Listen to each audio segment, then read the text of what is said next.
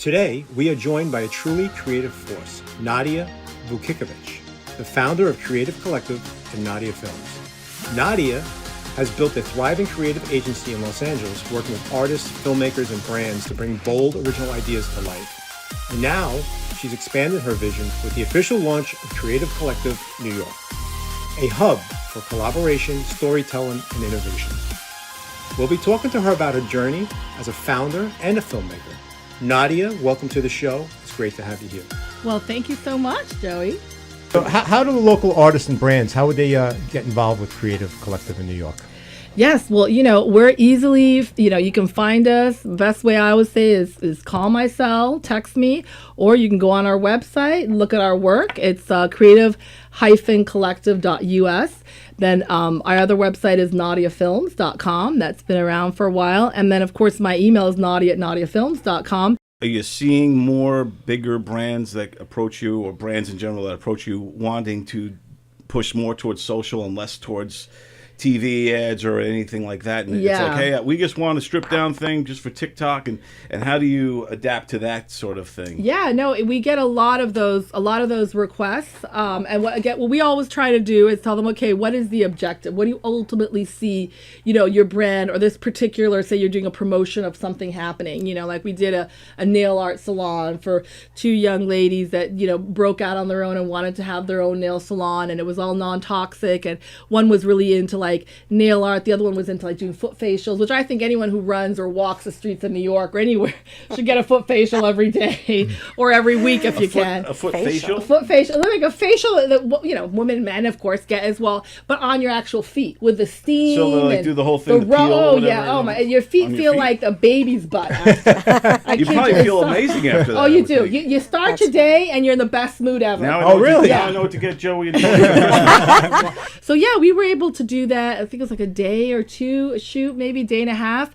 And, she got over 2,600 views already with one of them. Yeah, and I hired this other guy who normally does carpentry on film sets. He just threw his drone up, around Santa Monica, got some like monument like the pier and, some of the promenade, some of the, those key historic things that really identify immediately that you're in Santa Monica. And, she did her mother's promotion. So those are smaller businesses that we can help out. But then we also have like a Paul Mitchell, say that they're, doing the school for like training how to cut your hair, how to do a perm. It was 120 videos shot in like 1 week at Smashbox Studios. And then each video, is like at least 20 minutes long. So that's a long format to cut.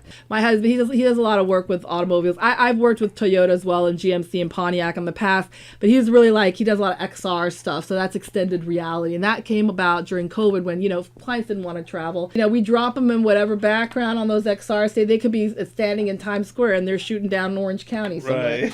Learn how it works first before you get on set. And always I tell people, if you can do a test day, do a test day.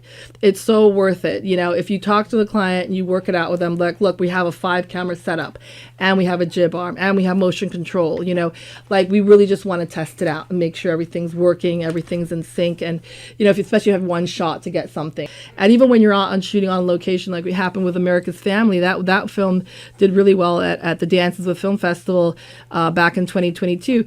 We had to shoot an actual real live protest with all the LAPD everywhere. And this guy, the DP, was going to fly a drone. I was like, you can't fly a drone. He was coming from Mexico. I said, look, you have to have a license to do that. And can you believe he flew it without me doing at one point? He was so quick. Guerrilla style. Yeah, exactly. Guerrilla style. Right on. So what's next for Creative Collective?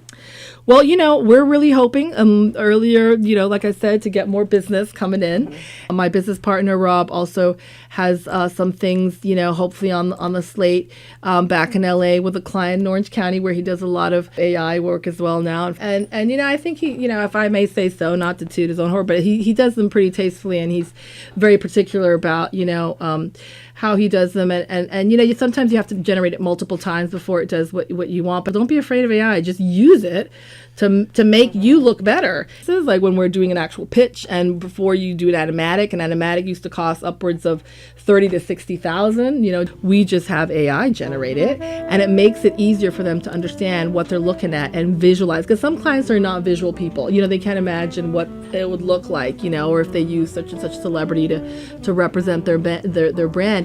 And so we use it as a tool to enhance what we're already presenting and to get it to sell faster, but always with a disclaimer that we're not by any, form or shape saying we're going to be able to do this in an AI for you.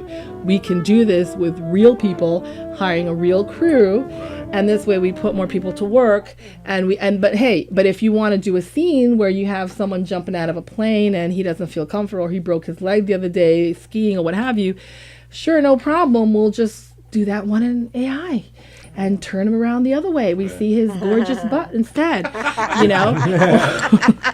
coming off the whatever it is, right? Or if a woman is pregnant and she has to jump out of a helicopter, right? If it's an Ana de Armas, right, who's dating Tom Cruise now, and she's, all of a sudden found herself knocked up and doesn't want to do a specific scene. Hey, that's cool. Don't worry. We got you. we got AI. Yeah, there you go. And in the end, when you cut it all together, it's only a few seconds. Right. Then you go back to her gorgeous face and you see her, Yeah, I totally agree. So what does success mean to you at this stage of your career? And where do you see yourself going globally, like, in the future? Yeah, that's so sweet. Well, I always tell people success means different things, right, to everyone. And we're all unique, amazing human beings, right, created in our own amazing, unique way. Like my best friend will tell me, Charles's unofficial godmother, Laura Harper, she helped me raise my son. And so for me, I'll eternally be grateful for her. The times that I had to leave town and I was torn and I was still maybe even breastfeeding, she'd take him and she'd raise. And this is the village that I'm talking about, Yeah. And it could have been anyone. It could have been a next door neighbor who happened to be a guy, but those folks that volunteer and are willing and offering, I think those for me, like seeing a child being raised up, by a village, right, of folks, that for me is a huge success, just as much as it is, winning an award, or like the docu-series, on Powerful and Inspiring Asian Women, the first one on Mira Chai that's won 16 awards. I never expected that, including Best Documentary and Best Female Director, Best Empowerment Film. We have to have you come back because you are so interesting. And thank you, Joey. Sorry, I'm No, very verbose. But when the company's good It's and awesome. the questions are amazing, and you clearly did your research, so my hat's off to you as well. Once again, before we do leave, I just want everybody to be able to get to your website. Yes, So- absolutely. It's nadiafilms.com, and the other one is creative-collective.us.